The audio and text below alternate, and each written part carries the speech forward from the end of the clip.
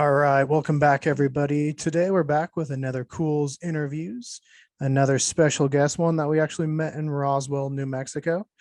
So, without further ado, if you want to introduce yourself. Yeah, I'm John LeMay. Like Keegan said, I live here in Roswell, born here, raised here, lived here my whole life. I've done about 40 different books now. And, Keegan was nice enough to buy a couple of them, if I remember right. Yeah, quite a few. Yeah, I was going through your Goodreads when I was updating, what was it, early 20th century UFOs. And you're right, there is quite a few books in there, which is going to keep me busy for a little bit. Yeah, well, if you like all those different genres and stuff, but you're into paranormal and film history, and that's pretty much all I do. So, Yeah, no, you exactly, I think, touch upon like the entire channel. Like we do a lot of paranormal, a lot of film stuff or the stories that inspired film, and then, some true history like Billy the Kid or Pat Garrett and stuff like that. So, for those that now obviously know that you're an author, what led you down that road of becoming an author? Like, did you have that big interest in when you were in school? Did you like reading, writing? What kind of stuff got you there? yeah, so I mean, I never liked what they forced us to read for school, but I like to read on the side, on my own. I actually had a library card, and mostly what I like to read back then is exactly what I write now, which is like the Ian Thorne monster books he did. I love those. And then when it wasn't Ian Thorne's monster books, it was usually Daniel Cohen's books on like real monsters, like Bigfoot and the Loch Ness monster. I wasn't super big into UFOs and stuff, I think because I live here in Roswell, because it's like the town where you live, the thing they're always, throwing in your face. Sometimes you're not super interested in. But I mean, of course, I've written several books about UFOs at this point, but I'm definitely more into cryptids than I am UFOs.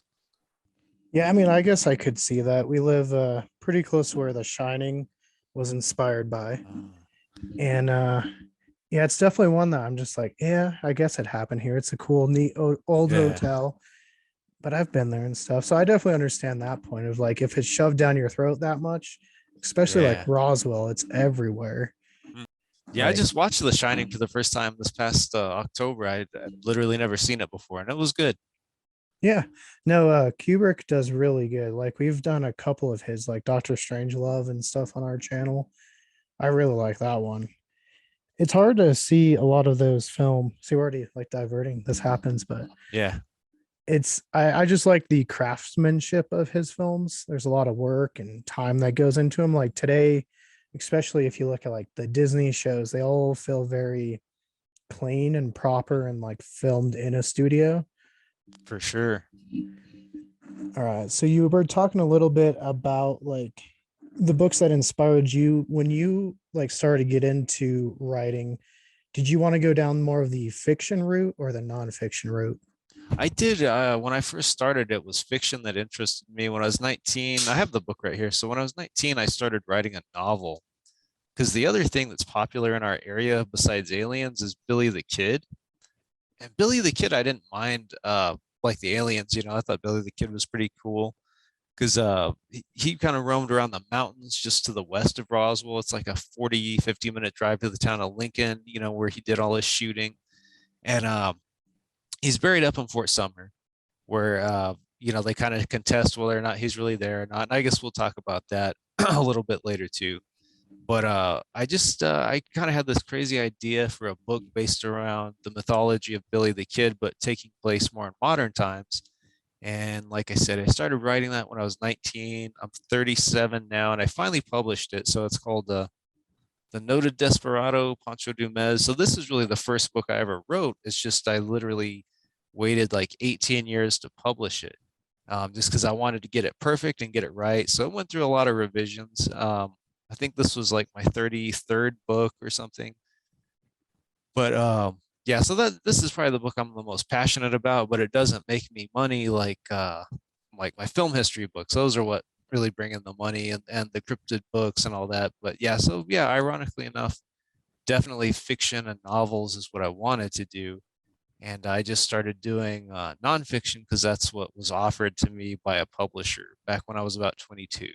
And then once I saw I could make a little bit of money off of that, I just kept going, and I enjoy that very much too. Yeah, no, it's something I think we can relate to on our channel. was we started off strictly as a paranormal group, but we have so many other interests. And one that kind of we saw piqued a lot of the fans' interest were dinosaurs. And so as of late, we've done a lot more dinosaur stuff.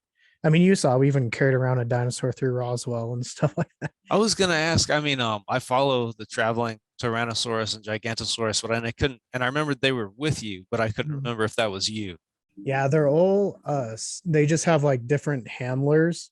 Mhm. So like Andrew, which was like the red hair, like long red Uh-huh. hair, he's the Giganotosaurus, and then Matt, who uh, he's a little bit older than us, like goatee. He's the T Rex, and then Sam's the Indominus. But yeah, Okay. we just thought it would be a fun way to try to get kids interested in Hmm. history. Because, Yeah. like you said, a lot of times in school too, like it's hard to keep kids interested because it's kind of cut and dry.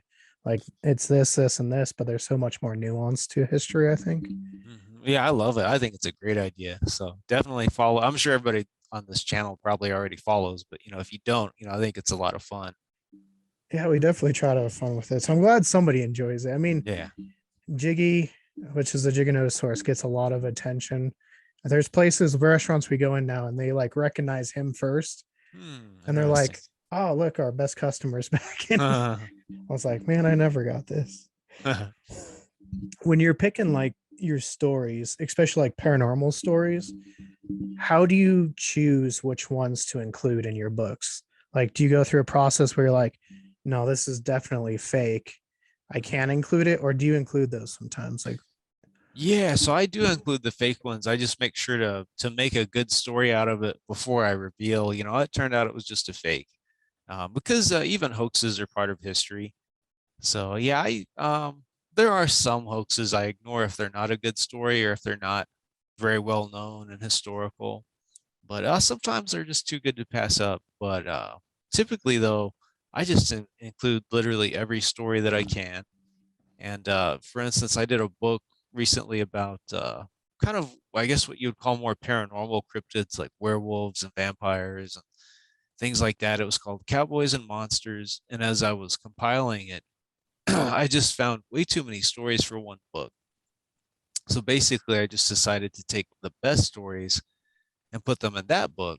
And then I decided to take the leftover stories and then do kind of like a new series with those. And so these are new. So I did Cowboys and Vampires, followed by like the mummies of the Americas. Just kind of they're not really supernatural, they're just interesting corpses that got a little too well preserved, like John Wilkes Booth here. And I then was wondering, I was going to ask you about that. yeah, that's John Wilkes Booth, and then Cowboys and Dogmen, werewolf type book, and I've got a skinwalker on the cover.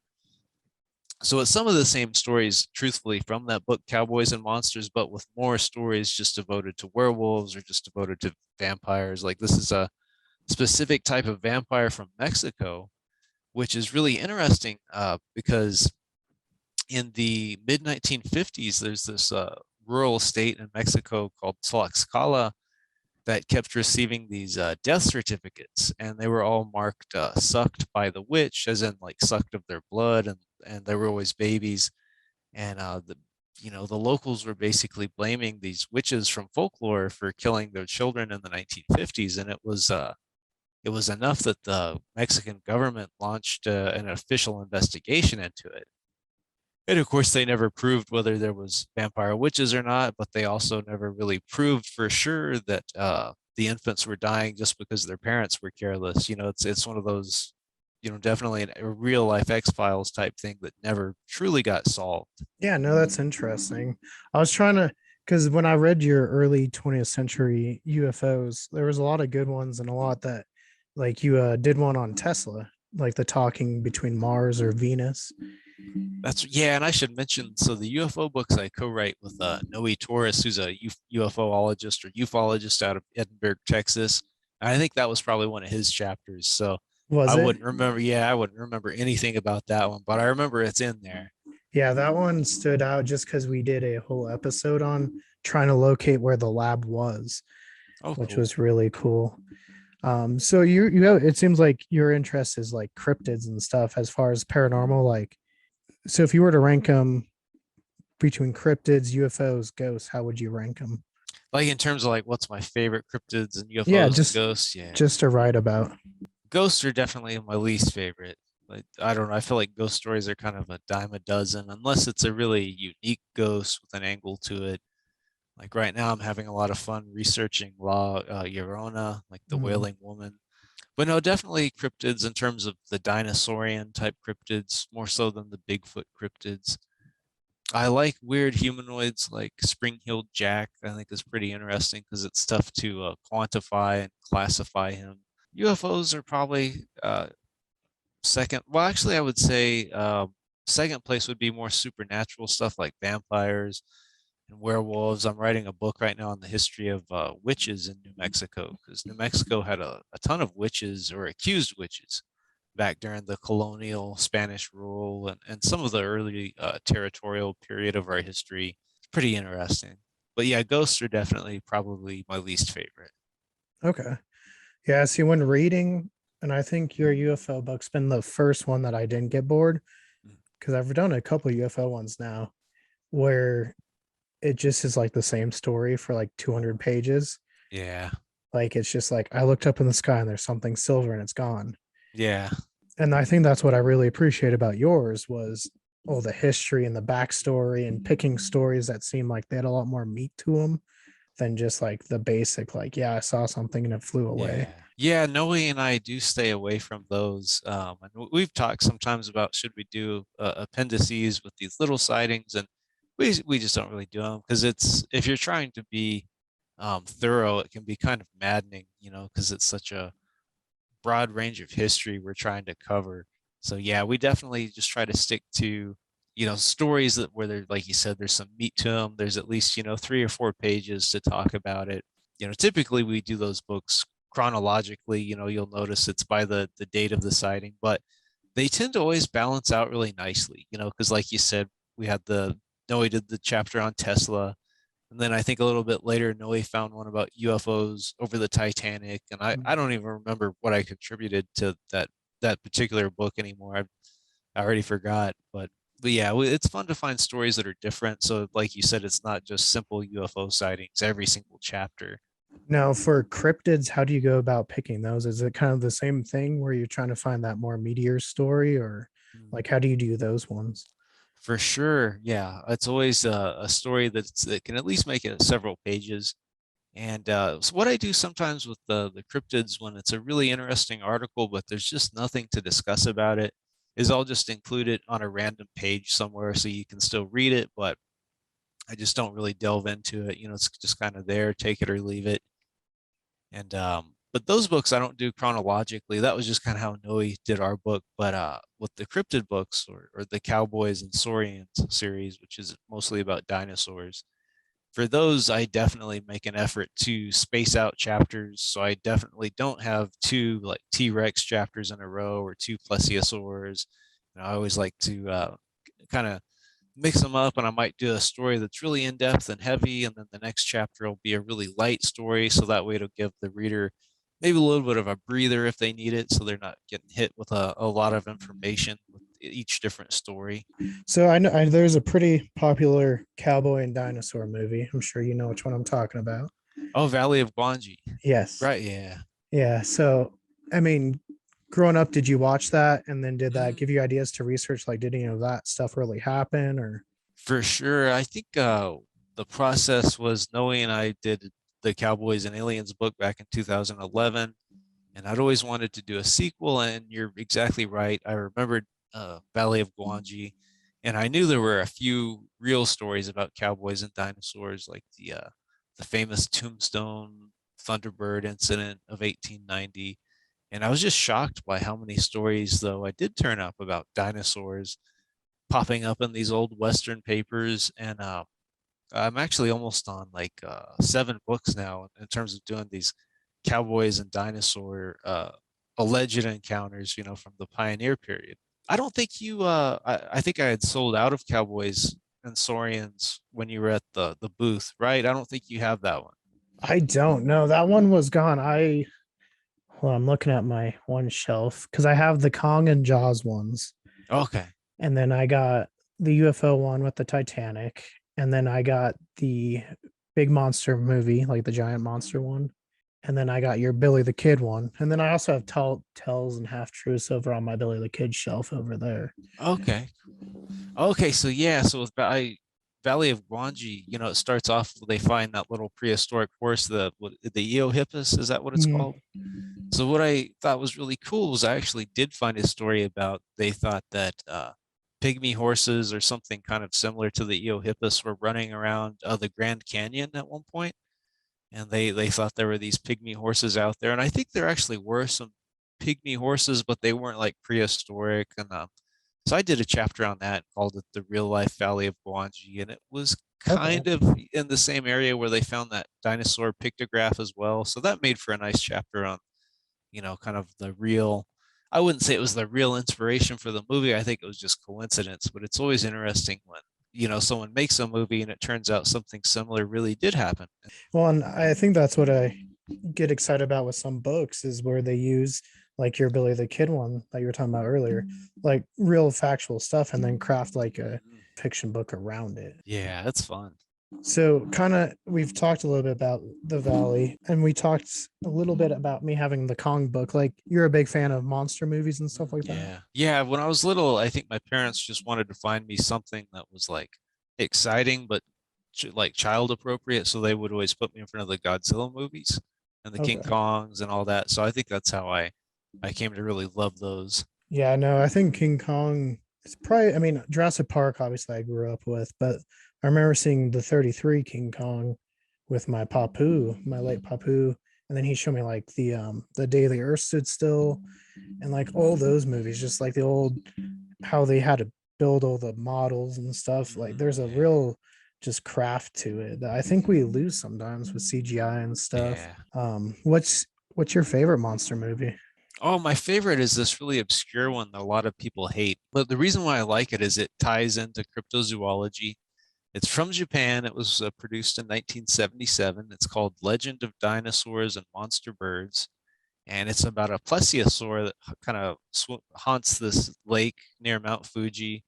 And there's also a pterodactyl in it. And if you're a cryptid enthusiast, you know that when it comes to these remnant dinosaur sightings, it's typically always a plesiosaur and a pterodactyl. So I always felt like whoever wrote that film probably had some interest in cryptozoology, and it's pretty scary. It's basically you can tell it's inspired by Jaws. They have like a full size plesiosaur prop, that they used, and it's okay in the water, but they have some scenes later where they have it climb up on land, and it looks really terrible.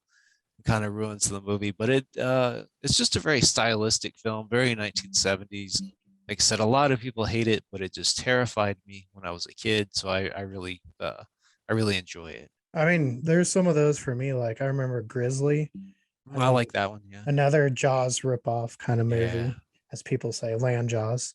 Yeah. And then another one growing up that I had a real interest in was, I guess, not a cryptid one, but the Ghost in the Darkness movie with Hmm. Kilmer and Douglas. Yeah. And having gone to, I mean, my family's from Chicago. And so I've been in the museum, I've seen those lines, and it's always interesting when you look at them and you're just like, whoa, like that all really happened. So they're in a museum in Chicago, you said. Yeah, the Field Museum. Oh, the film museum. Okay. I was thinking the real lions. Okay. Yeah, Yeah, because I no, go to. yeah, the lions are in the Field Museum in Chicago with like Sue. Do you know where Sue's at? Okay.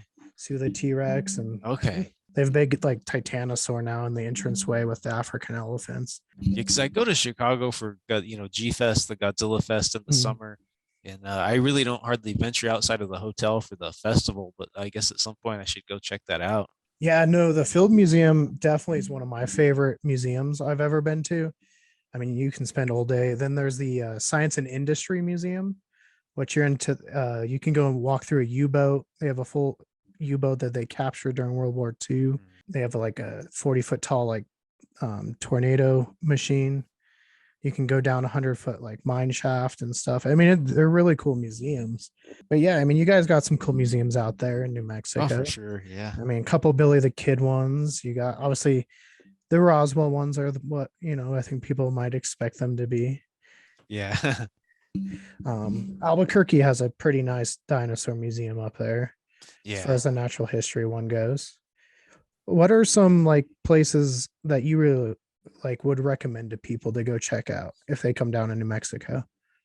I'm bad about going around my own state sometimes, but I have been to the Space Museum in Alamogordo, super neat. It's really close to White Sands. Then there's Carlsbad Caverns, and that's kind of all in my neck of the woods in southeastern New Mexico. And I do go up to Santa Fe and Albuquerque every once in a while. I went to Las Vegas, New Mexico recently. They had a Billy the Kid Film Festival there, and they have this really cool castle. It's literally a castle up in the mountains called Montezuma Castle, and it's a college now for kids from all across the world. And King Charles now has some sort of involvement in it, so it's a very unique place. So that's worth checking out.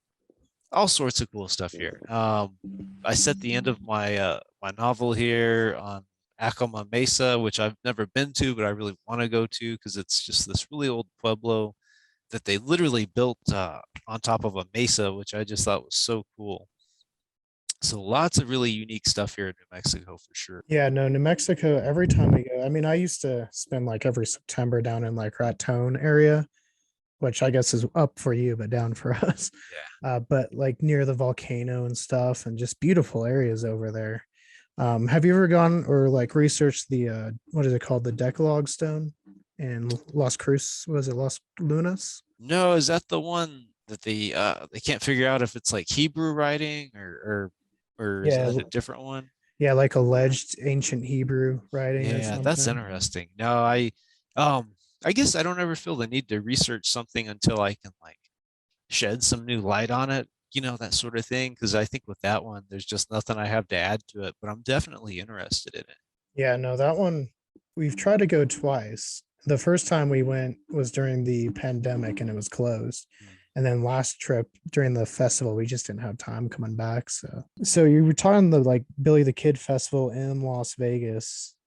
Like, so what did that like go about? Was that just movies that were about Billy the Kid or like Exactly, festivities and yeah. stuff? Yeah, it was just a film festival. They showed movies all around town. It's a beautiful little town. A lot of history there. They have the Plaza Hotel, which is where they filmed a lot of No Country for Old Men.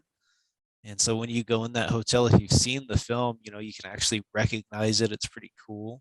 But yeah, just showing different, like the only one I had time to watch there was The Left-Handed Gun with Paul Newman that I'd never seen before. But I think they just showed every Billy the Kid film they could find. And then they let authors like me and some other people just kind of sit on a panel together and people asked us questions and it was fun. Yeah, no, we've watched I think almost every like Hollywood adaptation of Billy the Kid. Yeah. Left-Handed Gun's always kind of interesting because it was supposed to be a James Dean movie. Yeah, you're one of the few people that knows that. And when I watched it for the first time, I could definitely see how it was like tailored to him and really not Mhm. tailored to Paul Newman to me. Because I'm really used to Paul Newman as Cool Hand Luke, but I saw him, like he was trying to throw those James Dean type tantrums that only he could throw, and it Yeah, would have worked for him. yeah, from like Yeah, Rebel. Yeah, yeah, no, I'm a huge James Dean fan. Like, yeah. I mean, I think a lot of people get attracted to like different things, and like just the story of James Dean was always interesting to me. Kind of like Billy the Kid. I mean, I have whole bookshelves just dedicated to Billy the Kid and James Dean, and So I'm glad you brought that up too, because at the film festival, when they asked, what did I think, or why did I think Billy the Kid has lasted as long as he has, and why are people still fascinated with him? I said I think he's like the James Dean of the Old West because he Mhm. died when he was young, and even though that picture he took is like butt ugly, supposedly all the women loved him, so he was a ladies' man, and I just kind of felt like that was partly why he's still so popular is, he died young, kind of had, all that going for him. Yeah, I mean, he died young. He was, at least from all the books I read, depending, not as bad as James Dean, but like for Billy the Kid, it's like you can definitely tell the author's like bias when you read Hmm. a book. Yeah. It's not a, like James Dean, completely different stories depending who's writing it. But The Billy the Kid stuff just seems like he was just somebody who consistently had bad luck, Mhm. and he attempted to try to do good a couple Yeah. times, and just like the climate of the time didn't let him. And I think that's very relatable to a lot of people. And then he dies young. He's so mythologized in so many movies, and that's something. I'm trying to figure what James Dean book I'd read. Might have been Boulevard of Broken Dreams, but where James Dean like felt a connection to Billy the Kid. That's why he wanted to play it. And that was one of the parts after Jet Rank of Giant, why he wanted to go for that one. Cool, because I didn't know that. I just all I knew he was supposed to be a left-handed gun, but I didn't know that he kind of had like an attraction and a Mm. likeness to Billy the Kid. Yeah, and that's what I kind of find interesting. Just kind of similar, not like similar stories, but fast lives that ended short. Yeah. So I guess we can dive into Billy the Kid because that's really Yeah. big in New Mexico. So I'm sure that our channel knows about Billy the Kid, but and we'll just start here and just cut it off right away. Billy the Kid's buried in Fort Sumner. Yeah, maybe, he's definitely in there somewhere. The problem with that is, his first grave marker was just a little crucifix they had made out of some fence posts, and then I think somebody stole that, and then they brought it back, and then the soldiers used it for target practice just for the heck of it. And then there was a flood in 1904 that washed it away. And I think after the flood, they kind of just left it because nobody cared about Billy the Kid really in 1904. He got popular when an author named Walter Noble Burns wrote a book about him in the 1920s. And Fort Sumner finally noticed that all these cars were driving, out of their way to the cemetery, and they wanted to see something, and nothing was there. So they finally decided they would put a marker there. And what they had to do is they just went and got the three oldest guys in town, basically, and asked them, where was the grave? And they kind of all pointed to the general area, but not exactly the same spot. So they just put their marker in the middle of their guess. And so that's why it's kind of scary when people want to dig up Billy the Kid, is he may not necessarily be under that exact spot. He's definitely in that cemetery somewhere. Um, but the general public, if you were to exhume that grave and there was nothing there, they wouldn't, immediately understand the story that, his marker was lost for so long. You just don't know if that's the real spot. And then, of course, there's the stories that he didn't actually die in Fort Sumner, and that Pat Garrett shot basically just some guy so he could get the reward money.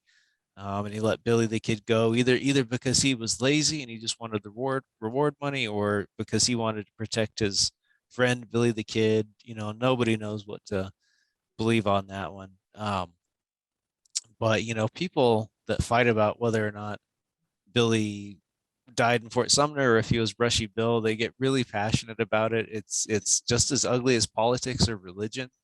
There's people who literally aren't friends because of it. It's like a big deal to them. So it's interesting. I can tell you on because I just posted a short about Billy the Kid's grave from when we were up there and posted it on the anniversary of his death, or when they think.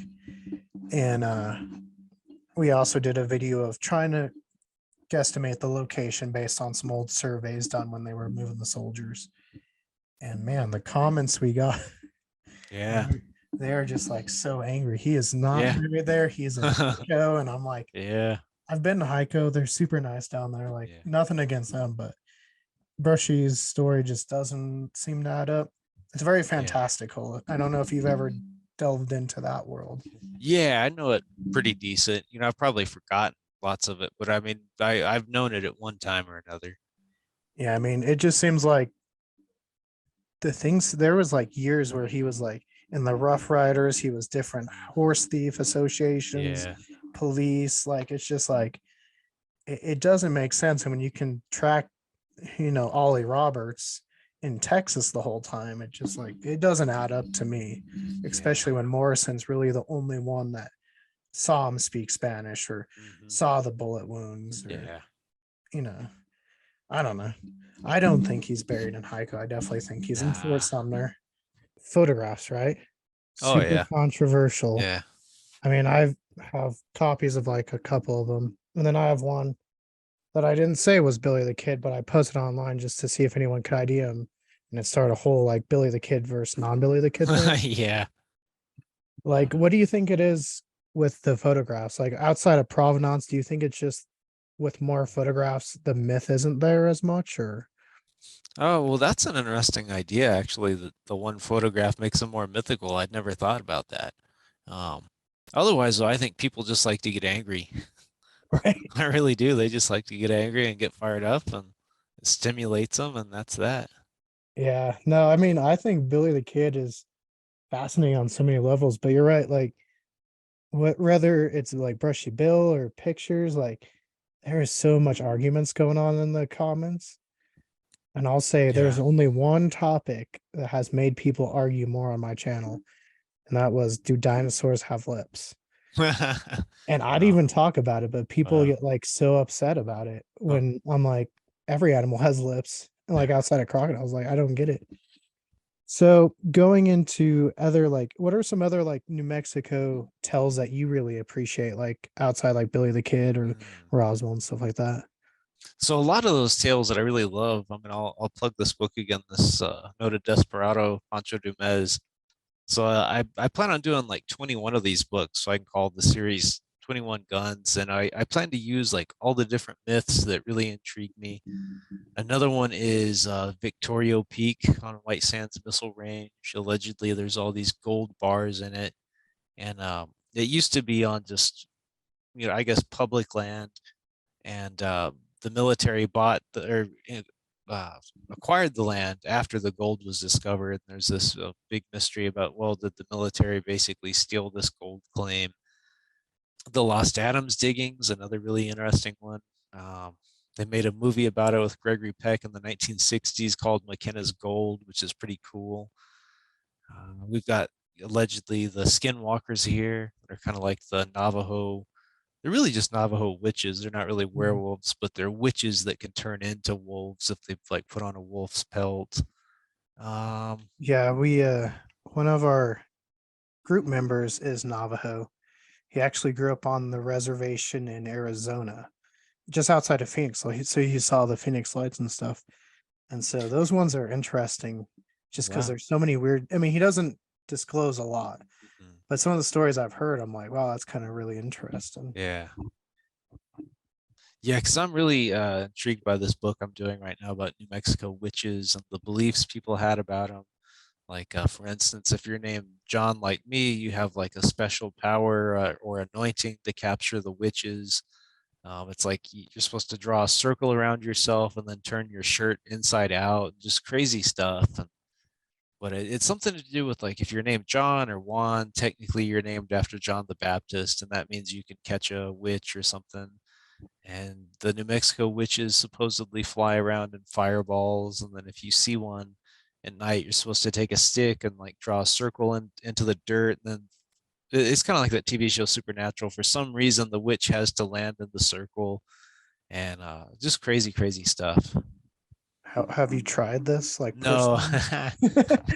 Well, actually, as a joke, the other day, one of my friends was teasing about somebody being a witch at our gym, and I wore my shirt inside out at the gym one day, but didn't do anything. No, that's interesting. I do find like that kind of stuff interesting. I've been reading a book about James Dean, where it's kind of more occult driven, like Mm. people worship him after death as like Oh, a deity. So yeah, no, the occult stuff's always kind of interesting because either it's like, is there anything there? Are they just having fun, or like perhaps there is something there, and there's like more to the universe, you know? well, I was really intrigued recently too, because when I was reading about La Llorona, somebody started a cult devoted to her recently, Mm. and the idea is they want her to free them from this life and go into the afterlife. It's kind of like that Santa Muerte death cult in Mexico they have too. Like, yeah, we've had, what was that big one in the United States where they all thought the UFO was going to come over and then they all drank the punch or whatever. They're like Hail Bob or something. Yeah, I feel like, something yeah. like that. Yeah, no, it's interesting because a lot of times too people say drop, go 2,000 years in the future and dig up something, and we have so many statues and all this and that. Like people might think those were the deities that people worshipped. Mm. Yeah, that's true. I see what you're saying. Yeah, like the statue of George Washington or something. And Mhm. if they didn't know our history, they'd think, yeah, he was a god or something. Yeah, they would be awfully confused by Rapid Yeah. City if they ever went up there. Yeah. I don't know if you've been up there, but they have like a president on like every other block, pretty Okay. much. Yeah, no, those are interesting. So cryptids in New Mexico. Which one's your favorite? Hmm. Gosh, I have a really hard time with my memory because I know it's in there somewhere, but I can't think of like a favorite New Mexico cryptid. But I think my favorite, I'll cheat and say a cryptid from Mexico is that vampire, the Telapuechi or Telapuchi, which is the one that they did all the death certificates for in the 1950s. I think that's my favorite kind of sort of cryptid, but like that's kind of because they're like they can turn into owls and stuff like that, so they're pretty interesting. Now going to because you showed your book cover, is it are they all the same artists or Yeah, his has name's Jolyon Yates. He's fantastic, and I love working with him. And he likes this stuff, so it's fun for him too. And yeah, because we met him in Roswell too. He had a lot of cool stuff. oh, so yeah, so okay, so just to be clear, yeah, so this is Jolyon or Julian, and then this is Logan Pack, so a different Okay. guy. Yeah, we met Yeah, him. Yeah, yeah. yeah, yeah. And Logan's doing I'll show you the second cover for the next book. It's got a skinwalker on the cover too, so that'll be the sequel, Once Upon a Time in Fort Sumner. You kind of see the Skinwalker sitting on his throne. Oh, that when does that come out?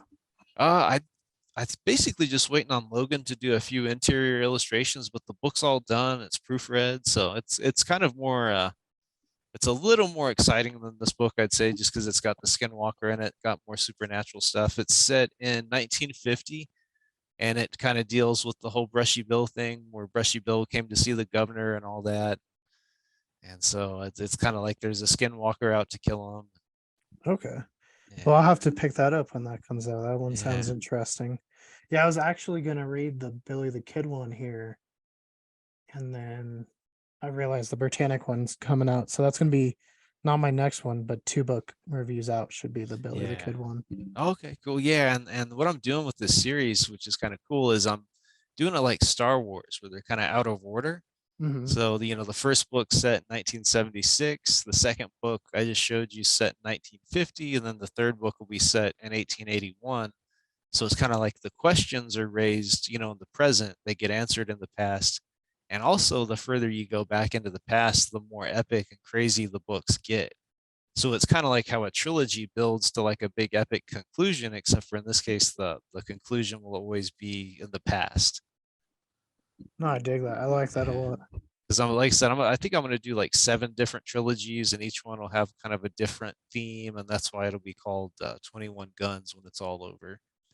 Now, for 21 Guns, is it like different outlaw myths or No, it's gonna basically, the first one, the theme is Billy the Kid, but as it goes, you'll realize it's really about the hero twin myth, kind of just common all across Mesoamerica and different Native American cultures. They all have this unique myth about the hero twins that would slay the monsters, and so that's what it's really gonna become as it progresses. okay? Yeah, no, those that sounds interesting. I've like I said, I've been looking forward to reading that one. Yeah, Uh, thank you. yeah, no, the two I've read so far, and going back to Kong, because I guess that was one of my questions that we kind of um the Kong one was really, really interesting. Oh, And thank you. Yeah. like I could tell there was a lot of research into that and just diving into it and finding different, old pictures and like Mhm. going a little bit more about that process of finding stuff for that book. So that started first, I did this review book of Japanese monster movies, and then when I put that out and it actually sold pretty decent, I had wanted to do a book on Godzilla movies that they wrote but never made. And it was really arduous and hard to research because it was like I'd have to get these books from Japan, then I'd have to scan the pages, and then I'd have to buy an OCR software to rip out the text. Then I'd run that text through a translator and get like this horrible, horrible translation and just work with what I got. So when I decided to do the same thing but for King Kong, that was so much easier because Marion C. Cooper, the creator of King Kong, when he died, his papers were donated to Brigham Young University, and they had everything scanned already. It's like all I had to do was just I asked them for it, I paid them for the scans, they emailed them to me within probably less than a week, and there was just all this amazing information.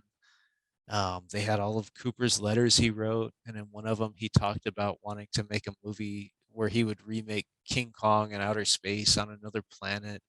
So it was nice to have, the proof because sometimes you hear about these strange things, and it's a Wikipedia entry that has no citations, and it was real academic citations. It was really cool, and that book sold pretty well too, and it basically led me into doing a Jaws book called Jaws Unmade, and Jaws is the one that sold more copies than anything I've ever done.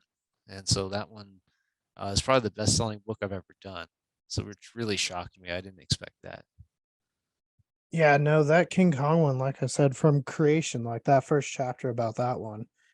And then obviously going into the 33 Kong and Son of Kong, like Mighty Joe Young, all these ones I remember watching as a kid. And, it was very fascinating. And like you talk about Jaws, that's another one I'm excited to read. I haven't got there.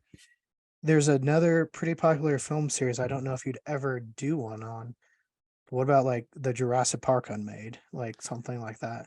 I might do, if I have time, just basically dinosaur movies that went unmade in general and that would lead up to Jurassic Park for sure. But I'm definitely thinking about it. Yeah, because I know from Jurassic Park 3 to Jurassic World, I think there was like 6 or 7 different Yeah. movies that they went Mhm. through.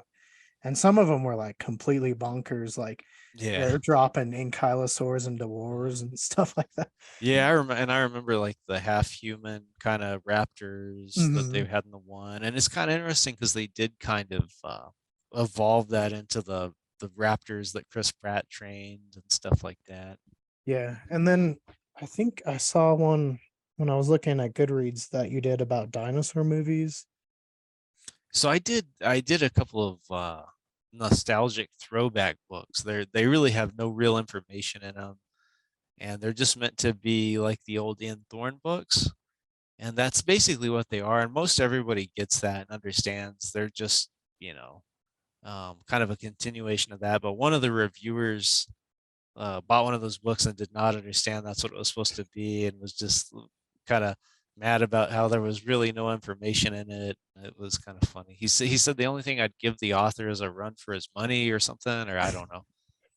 But I mean, Sometimes. yeah, I mean, I do understand. I feel bad because it's a hardback book because I wanted it to be like the Ian Thorne book, so it's a hardback, so it's more expensive, but it's like virtually no substance. It's just if you like those old books and you want something similar, that was just my way of recreating that. Yeah, you gotta love reviewers sometimes, Yeah. right? We don't have to deal with it as much, but we've definitely had ours.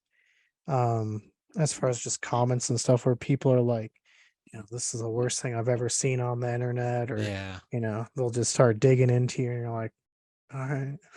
Yeah. you know, I'm just like, I don't know what happened to you today.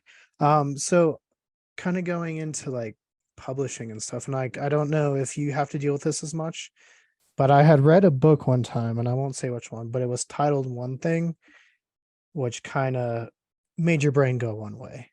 Mm. And then about 40 pages into it, it wasn't about that one thing. And when I had reviewed it, I kind of talked about that. And the author, commented and said that, the publishing, were the ones that chose that. So do you run into those issues at all as far as like you have to go with a title or something? That is unfortunate for that author. That's too bad. Yeah, because he does kind of carry the blame, even though it's not his fault. That's interesting. So, um, my first 6 or 7 books I did through both Arcadia and the History Press and another little company called Roswell Books. So I didn't have too much of that. My Billy the Kid book, the Tall Tales and Half Truths of Billy the Kid. I wanted to call that another book about Billy the Kid because I thought it was funny. because there's too many books about Billy the Kid and they didn't get the joke. They're I like, would have oh loved that. yeah, exactly, and they couldn't call it that. So that's the only time I've ever had trouble. And then now I just self-publish. And for instance, I had a book one time at a university press that it was comprised of historical letters, from the pioneer period, which um, I can see how they'd be dry for some people, but it's a university press. I thought they'd appreciate it. And it was kind of like they wanted me to paraphrase most of the letters. And I was like, why would we do that? It's a Right. biography of the guy who wrote the letters. I mean, I get it that maybe for some people that's not palatable, but it's an academic book. And yeah, so I don't know. I'm pretty happy just doing my own self-publishing. The only bad thing is it's really hard to proofread your own work sometimes, and catch all the mistakes. So I probably have more mistakes go through sometimes, unfortunately. But other than that, I really enjoy doing layouts. And I love the layout process, so that's a lot of fun for me. Yeah, no, all your books, I think they're, and then I was gonna re-review that author. He had some other books, but I was gonna put a little notation just to re-update. But Yeah. because I do feel bad, I'm like, okay, I understand why. But your books, as far as why they're or how they're grouped together, I think work perfectly Oh, because they're thank you. like perfectly trimmed chapters, so you can read like a whole thing. And I don't know, it just flows so much better. And I don't know, I've really enjoyed the books Oh, I I read. appreciate that. Yeah, thank you. And I started a little I've got little magazines between both different subgenres too. Like I've got this one I just started called Strange West, which has similar type tales, just of either dinosaurs or mummies or lost treasures, things like that. And then this one does really well. It's the Lost Films fanzine on Mhm. issue 11 now. Had a really big score this issue because one of my contributors named Matt Taff, he actually interviewed John Carpenter's wife, Sandy King Carpenter, about a screenplay she wrote called Victory Out of Time that John Carpenter was supposed to direct. And it's like, exclusive information available nowhere else, so we got, that's pretty cool to have. Yeah, no, that's cool. You're sharing stories and keeping that alive. That's got to be pretty cool for you. I mean, I can imagine just we try to do that a lot with our stories, is just keep people's like visions alive. Mhm. And I Yeah. think you've done that. I mean, already with like your Kong and Jaws books, like even Oh, if thank you. Yeah. Cooper's, ideas didn't go through, you can see that. And Mhm. like when I was reading it, I was like, man, this would have been cool. Like the whole Yeah. story between, Skull Island to New York. Like that would have been interesting Yeah. to see what would have Which one happened. was the one you would have liked to have seen that didn't get made, you think?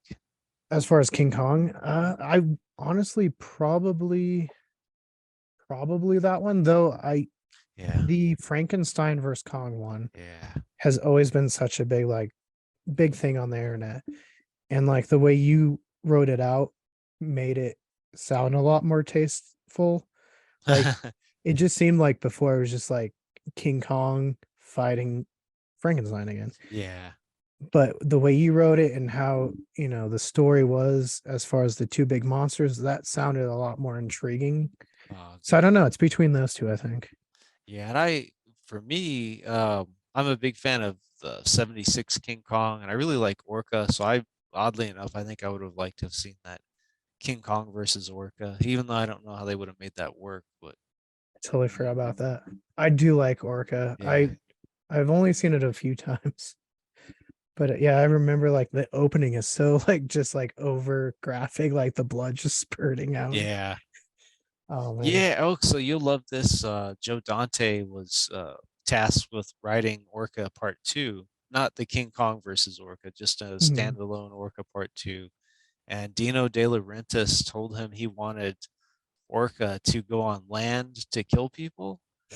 And Joe Dante was on the, if you want to hear it, it's the Gilbert Gottfried podcast, and Joe Dante's on it. Dante is like imitating De Laurentiis with his thick Italian accent about how he wants Orca to go crazy and kill people, and it's so he does the accent so well, so it's really funny. And it's I'll have to check that out. It kind of reminds me, just the walking on the land reminds me of another Benchley one, which is Creature, or White Shark, I think was Yeah. originally called. And I know they made that. What was that made for TV like series or movie? I've only ever seen it on VHS, like where you would sit down, record it, and Yeah. watch it that way. I But yeah, saw it as a kid and I liked it okay as a kid. Then I had to rewatch it for the Jaws book and it was really hard to get through kind of. Maybe I'm being too harsh. I don't know. My attention span actually as I get older is worse than it was when I was a kid. When I was a kid, I had more patience for these films for some reason. I think as an adult, if it's not a really, really good movie, I feel like I need to be doing something constructive. I don't know, maybe that's what it is, but a lot of the movies I loved when I was little, it's harder for me to get into them now as I'm getting older. yeah. No, I mean, I can feel that on levels too because we just rewatched Britannic. I don't know if you've ever seen that one, Mm-mm. but we're doing an episode on it.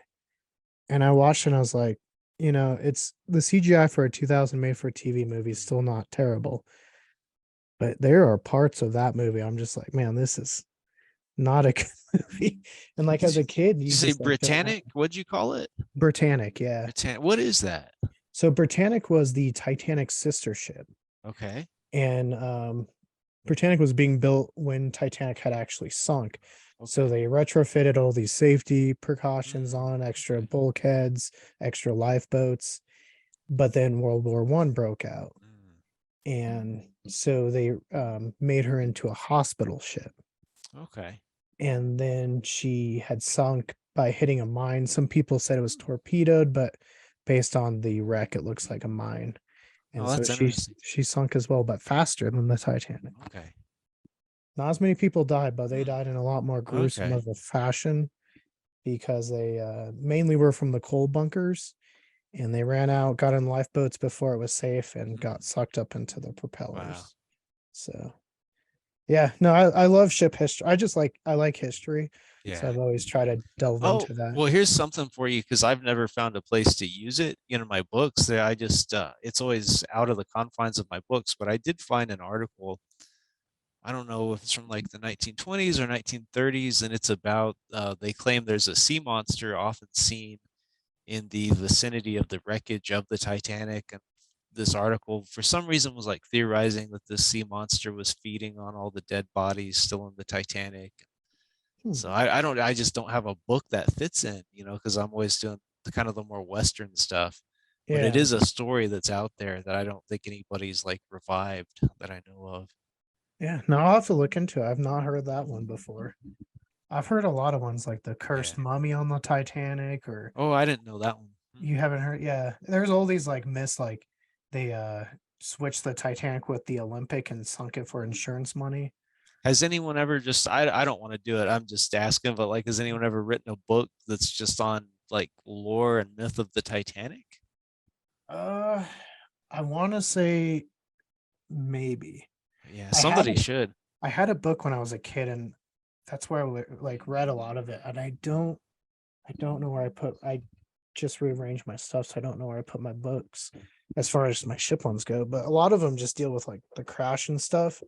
And the Titanic, there's so much on the Titanic. Like it's almost as much as Roswell aliens. Yeah. So I know you probably don't want to talk about it, but you're from Roswell. Hmm.